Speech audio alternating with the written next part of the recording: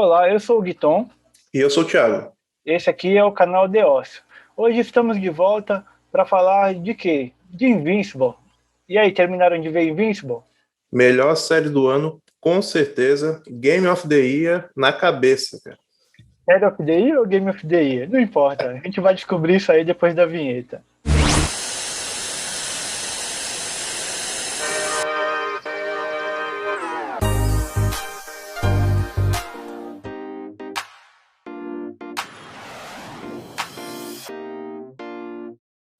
Como dissemos, Invincible, melhor série disparada até o momento no ano de 2021, falando de super-heróis ou não, na minha humilde opinião. Por quê, meu amigo Thiago? Compartilha da mesma opinião que eu? Com certeza. Invincible, para quem viu o último episódio, sabe o que Invincible fez com as outras séries, cara. Arregaçou total, assim, não teve competição. Talvez Falcão e Soldado Invernal eram uma esperança, mas não chegou nem perto, cara, nem perto. Mas só para situar você que não sabe do que a gente está falando, de repente você é um alienígena aí, Invincible foi uma grata surpresa do Amazon Prime Video, uma animação, né, que conta a história do Mark Grayson, e você pode pegar mais detalhes dela no outro videozinho que a gente vai colocar aí embaixo também, para você poder ver o começo dessa conversa. Enfim, já estabelecido que todos sabemos que Invincible é essa animação, né? Essa semana agora tivemos a conclusão da primeira temporada, confirmação da segunda e da terceira. Por que será? Será que fez sucesso? Será que foi bom? Esse vídeo aqui vai conter spoilers, né? Com certeza, então já estão avisados, né? Fique por sua conta e risco, esse vídeo terá spoilers. Bom, antes de qualquer coisa, como eu já tinha dito também no vídeo anterior, muito bom o fato de ter sido uma animação e não live action, porque seria impossível ver aquelas cenas horrorosas de membros e órgãos voando, e eu acho que seria uma das cenas mais bizarras e pobres da televisão internacional, porque eles não iam conseguir reproduzir aquilo com a seriedade que devia, né? Eu tô falando aí do último episódio aí. Vamos começar da onde? Não, vamos começar da onde? Estabeleça aí você aí, que eu tô animado com essa série. Que alegria! Desgraçado. Cara, não, mas você tocou num ponto muito interessante. Se você parar para pensar, aquelas comparações óbvias que iam fazer com The Boys por causa da violência e da quantidade de sangue, desmembramentos, o que é que seja, assim, cara, não teria como traduzir isso com atores, com efeitos especiais. Realmente ficaria algo muito trash, provavelmente, assim, não passaria uma seriedade que o tema merece, né? Então, realmente foi a melhor escolha, não só por causa das limitações de produções que estão tendo recentemente, mas também pela própria visão do autor, assim. Ele conseguiu, acho que, mostrar o que ele queria mostrar sem a limitação da tecnologia. Tá, assim, só para o pessoal aí de casa que está vendo a gente entender, a gente está comparando muito com as obras live actions aí que rolaram esse ano até o momento aí também, com o tema super-herói no caso, né? Que foram Falcão e Soldado Invernal mais recentemente, anteriormente teve WandaVision, e tem a grandíssima novela que meu amigo Thiago acompanha aí, chamada Superman Lois, é isso? Também, cara, Superman Lois foi uma surpresa muito boa esse ano. Para quem não acompanha, Superman Lois é uma série da CW, que é o mesmo canal que fez o Arrow, Flash, Supergirl, Batwoman e Legends of Tomorrow, várias séries aí. Black Lightning também, se eu não me engano, é deles também. E todas elas tiveram um tema em comum. Assim, foram só ladeira abaixo. Algumas já começaram péssimas, como Batwoman, por exemplo. Assim, eu não consegui passar do primeiro episódio, cara. Foi péssima, fraquíssima. Supergirl começou bacana, tinha uma boa. Tinha um potencial legal, inclusive introduziu o Superman da série Superman Lois, mas eu só aguentei até a segunda temporada e a muito custo. Já que você começou falando de CW, né? CW, acho que Supergirl, eu vi alguns episódios na primeira temporada eu vi alguma coisa, Mas aí senti muito aquela vibe O Diabo Veste Prada, umas paradas assim, aí eu Nossa, não cara, consigo foi. continuar, não. Acho que desde o CW mesmo que eu acompanhei bastante foi o Arrow, mas ali depois da quarta, quinta temporada eu já tava já saco cheio também. You have failed this city. Esses seriados, eles têm uma missão de 20 a 24 episódios por temporada, geralmente, e um elenco grande, né? E acaba ficando aquela rotina, cara. Você acaba, você parece que você tá vendo uma sitcom e não seriado de super-herói. Fica aquela rotina, aquele negócio maçante, onde é apresentado o vilão no começo da temporada, aí aquele vilão some magicamente e ele volta no final da temporada como se nada tivesse acontecido, concluindo o mesmo diálogo que para ele parece que foi de um episódio para o outro, mas para a gente demorou uma eternidade aí de 20 e poucas semanas até chegar naquele episódio. E o Invincible, cara, ele não tinha enrolação. Pelo menos, cara, o primeiro episódio choca, o segundo choca, o terceiro, de maneiras diferentes. Semana a semana, ele foi dando um couro no rival Falcão América e Soldado Invernal. Não estou falando que Falcão América. Olha só, o já tá dando spoiler. Vamos então já avisar agora atrasado. Tem spoiler desse outro aí também, cara. Falcão e Soldado Invernal. Agora acertei o nome, hein? Já precisou de 3 vídeos para acertar o nome. Que o primeiro era Gavião, aí já falei Capitão Falcão e agora... Enfim, Falcão e Soldado Invernal, eu achei que o desfecho foi bem digno, foi bom. Mas semana a semana era impossível não comparar. Os dois saíram no mesmo dia, em plataformas diferentes, é claro. Só que o Invincible, o autor, ele brincava com a gente de maneiras diferentes semana a semana. Cada episódio tinha um propósito diferente. Você sempre acompanha na pele do protagonista, a visão dele de mundo, mas toda semana ele não fazia o óbvio. Ele jogava o óbvio na sua cara, depois ele esfregava o óbvio na sua cara, mas depois ele pegava a tua expectativa, que tu achava que sabia o que estava acontecendo, e jogava no lixo totalmente, né? Pelo menos foi a minha impressão com a semana a semana do Invincible. Então, o Invincible, diferente do Falcão e Soldado Invernal, fazendo um comparativo rápido, realmente tem essa questão. O Invincible parece que ele vai cair num clichê, mas ele te dá a volta. É só para te dar aquela falsa sensação de segurança. Mas quando você vê o que acontece, cara, você te surpreende, porque realmente te deixa relaxado.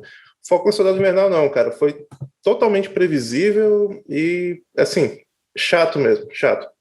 45 minutos para aquela série era demais, cara. Deveriam ter feito 20 minutos ali para concentrar um pouco mais o conteúdo e não ficar parecendo que estava se arrastando tanto.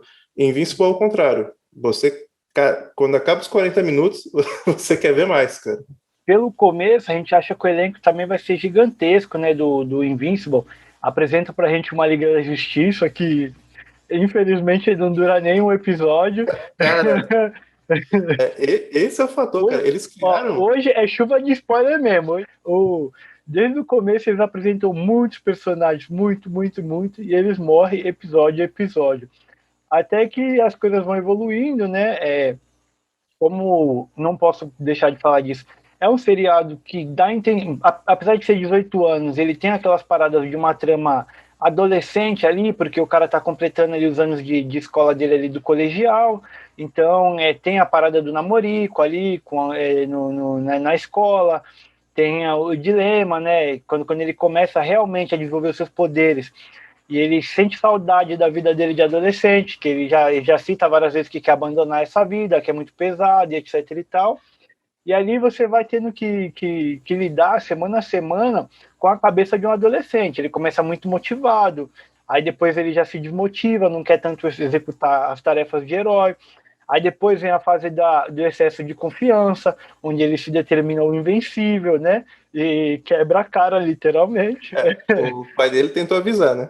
Foi muito prazeroso acompanhar semana a semana, sem ter assim, eu não acompanho os quadrinhos, eu não sei o quão fiel está sendo ou não dos quadrinhos, eu não sei a fidelidade disso a fundo, mas acho que a surpresa semana a semana foi gigantesca. E eu criei a mesma expectativa no Falcão também, na penúltima semana dos seriados.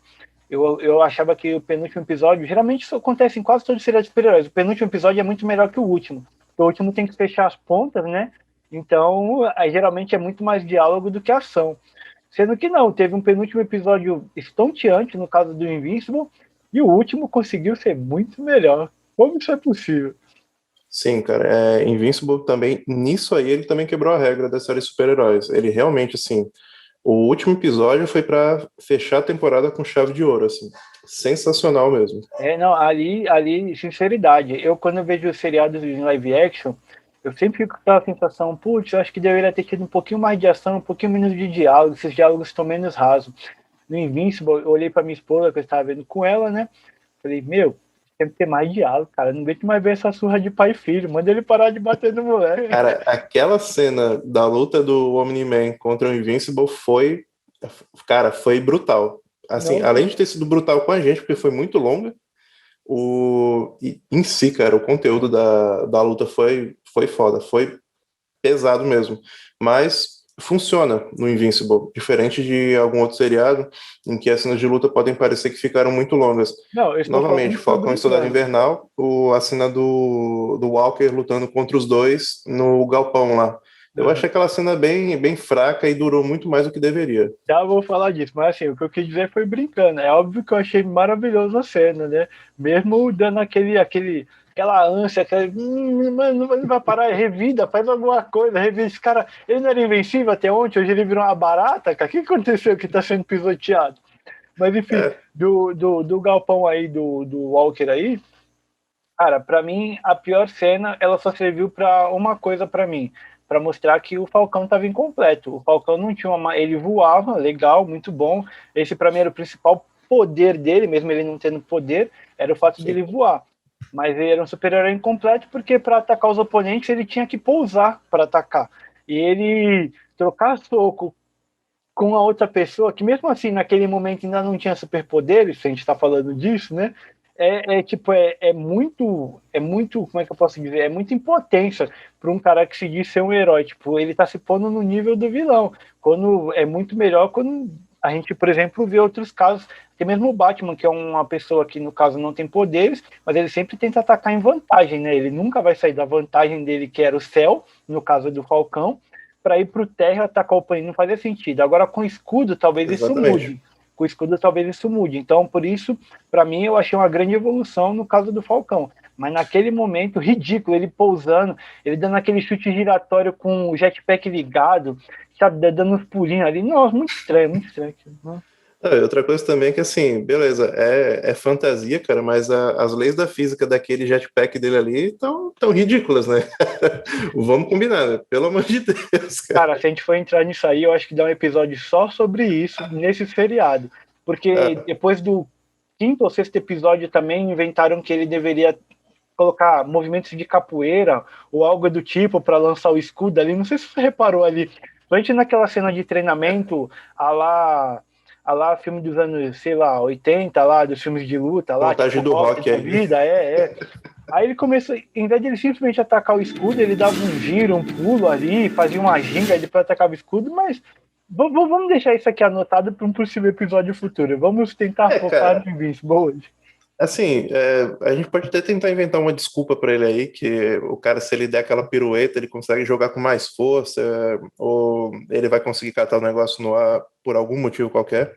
Mas a questão essa cena de treinamento também, cara, foi péssima, porque você vê, quando ele tá com o Buck treinando, o cara tá totalmente proficiente, ele não erra uma. Ele pá, acerta todos. Foi o Buck virar as costas. O cara não.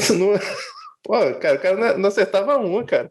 Esse é meu medo. Meu medo é do nada ele virar um especialista em pinball, né? Porque ele não sabe atacar em linha reta. Ele faz quicar em 32 lugares para acertar o alvo, né? E ele não erra. Isso aí que você falou do escudo, eu acho que vai completar bem ele, porque, assim, ele era um cara, é um herói. Por que ele faz parte do grupo? Porque nos Vingadores ele é um cara bom de reconhecimento, e que nem até na série isso foi mostrado legal. O drone puxa muita informação, mostra onde é que os caras estão, ele consegue saber quem está armado com o quê. Então, assim, ele consegue bolar uma estratégia ali. Mas não adianta de nada, que nem você falou. Ele larga a vantagem dele de tá voando. Eu vou entrar nesse galpão aqui, vou sair na mão com esses caras que são muito mais fortes do que eu. Tipo, cara, não faz sentido, né? Mas essa parada que a gente tá falando tem muito a cara da Marvel mesmo. Eu tô falando, não é que tipo uma crítica assim, eu super entendo. Quase todos os heróis da Marvel tem esse quê, esse defeitinho, essa situação de não serem tão completos quanto os da DC. Não estou falando que DC é melhor ou que Marvel é pior, não é isso. É só que, tipo assim, eu super entendo que é do DNA da Marvel os heróis deles terem esse probleminha, entendeu? Mas, enfim, esquecendo esse comparativo aí de Marvel e de DC, de Superman e Lois aí, Invincible choca por quais motivos? Na minha humilde opinião, eu acho que o visual, com aqueles traços, tipo assim, 2D, não pareciam que a gente veria cenas tão violentas assim, coisas tão, tipo, não antes vistas assim, e porque o ritmo com que ela ocorre, eu acho que também é um ritmo que a gente não está acostumado a ver. Acontece muitas coisas no mesmo episódio. Sim, e não só acontece muita coisa, mas você até falou sobre quadrinhos, né? Diferenças. Eu vi um pouco, então já, inclusive, tomei vários spoilers, já sei o destino de alguns personagens, como a Monster Girl e o robô. E fiquem de olho no robô, tem história aí desse cara, vai rolar muita coisa boa.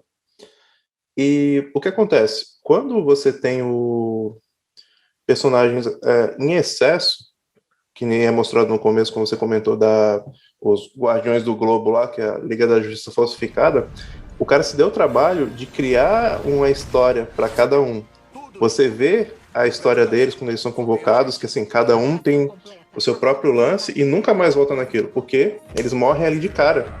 E isso foi muito interessante, porque, novamente, você vê que assim, ele faz um trabalho que normalmente não é feito para personagens assim perto do núcleo principal, e ele fez isso para personagens descartáveis, caras que ele sabia que ia morrer no primeiro episódio. O cara fez uma história para cada um, fez um design interessante para cada um. Claro, cada um deles é uma cópia óbvia da Liga da Justiça, mas cada um com a sua coisinha ali, ficou bacana. Mas ele sabia, esse cara vai morrer agora, mas eu faço questão de dar uma história para ele. A gente vê pelo The Walking Dead, né, cara, como é que ele trabalha os personagens, e isso é bacana. Eu acho que assim, se os caras tivessem metade da dedicação dele para criar uma história para os personagens principais ou secundários ali, que ele tem com personagens descartáveis, cara, isso aí já melhoraria muito a qualidade das séries. O problema é, Falcão e Soldado Invernal pecou por isso. Muito visual, muito efeito especial, muita capoeira e pouco conteúdo. Não, mas se tivesse capoeira eu acho legal também, mas tinha que ter um propósito de ter capoeira, não jogado lá no quinto, sexto episódio. Exatamente. Do nada, só faltou lá. E se tivesse capoeira de verdade, ia ser muito melhor. Porque corta para aquela cena de ação lá, daquela cena de treinamento lá dele lá, que foi, sei lá, teve música, aquilo nem música teve. Qualquer cena de treinamento tinha que ter uma música, que nem no rock, etc e tal. Tá vendo? Já ficou uma sugestão. Os caras podiam ter botado naquela hora um Paranauê rolando de fundo aí, imaginou? Falcão pulando e rolando Paranauê. Ia ficar muito melhor. Paranauê, Paraná, Paranauê, Paranauê, Paraná, Paranauê, Paranauê.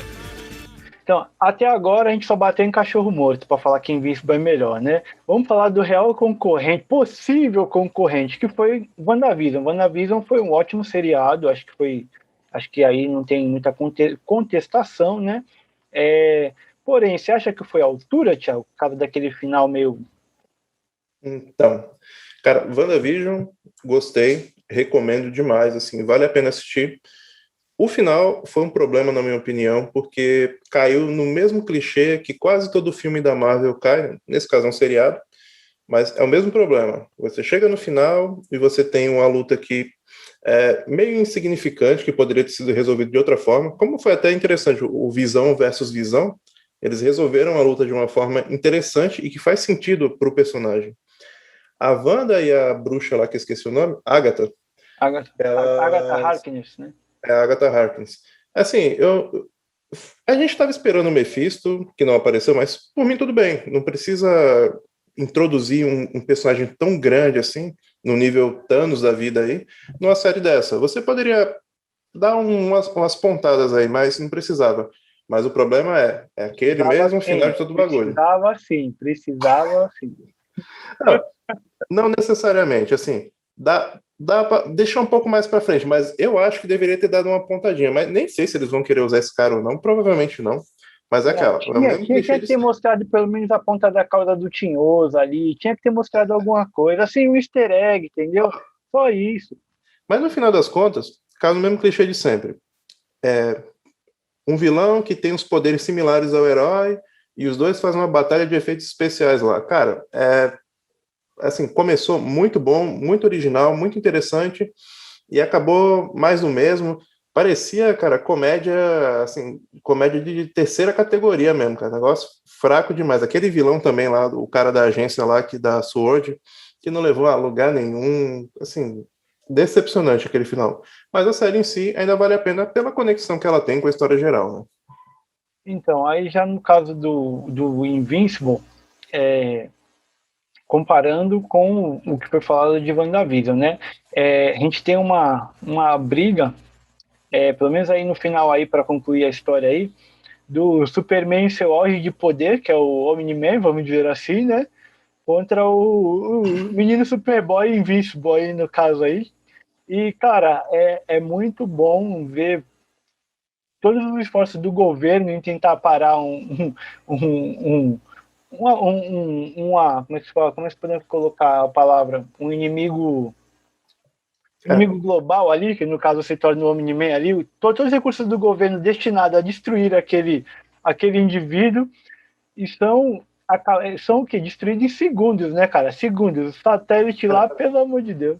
Eu acho que o Cício colocou da melhor forma. Ele fala uma coisa mais ou menos assim, quando o satélite dispara na cara dele lá 2 vezes, ele destrói, ele fala, foi 30 ou 40 bilhões de dólares para um sangramento de nariz, cara.